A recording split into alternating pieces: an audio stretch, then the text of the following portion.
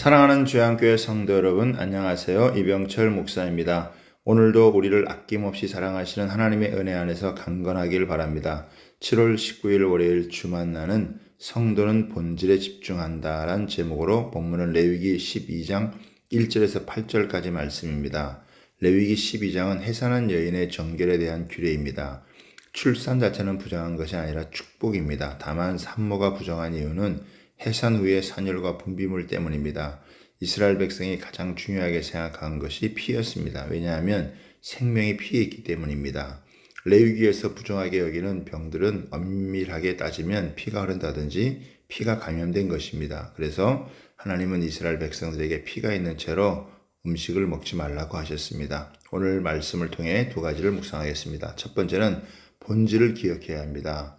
하나님은 아이를 낳은 여인의 부정한 기간에 대해 말씀하십니다. 여인들은 남자들과 달리 출산을 하게 되면 많은 피를 흘리게 됩니다. 출산하면서 불필요한 피를 다 배출하기 때문에 더 건강할 수 있습니다.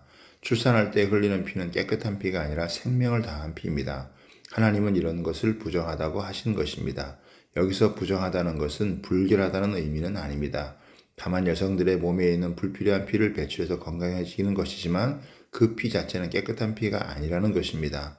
이때 여성들은 격리되고 보호받을 필요가 있습니다. 그래서 하나님은 여성이 출산하면 부정하다고 해서 다른 사람들과 접촉하는 데 제한을 두셨습니다. 산모가 출산하면 일단 피를 많이 흘렸기 때문에 몸이 정상이 아니고 무엇보다도 면역성이 없어서 바깥 사람들과 접촉하면 감염되어 줄 수 있기 때문에 그런 위험에서 보호하는 것입니다. 그래서 이 기간은 아이의 성별에 따라 다릅니다.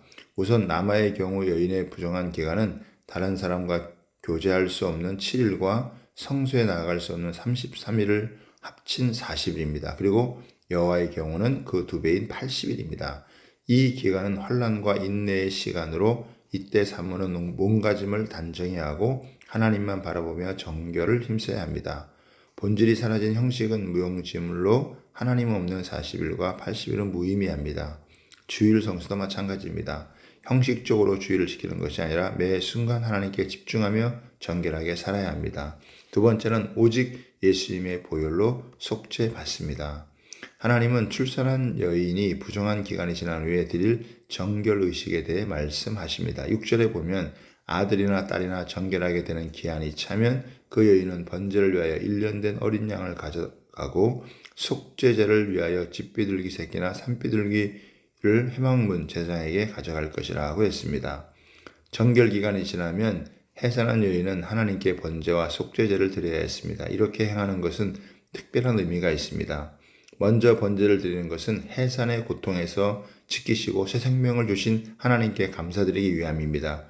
그리고 속죄제를 드리는 것은 출산의 부정을 말끔하게 씻어내기 위함입니다. 출산한 여인은 부정함을 씻기 위해 정해진 시간을 기다려야 했습니다. 하지만 부정함은 결코 흘러가는 시간만으로 해결되지 않습니다. 하나님 앞에 드리는 속죄 제사를 통해서만 온전히 해결될 수 있습니다.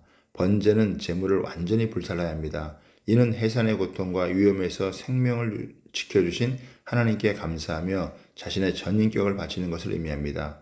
특히 번제의 예물은 빈부격차에 따라 다양하지만 속죄는 모두 동일한 예물을 드렸습니다.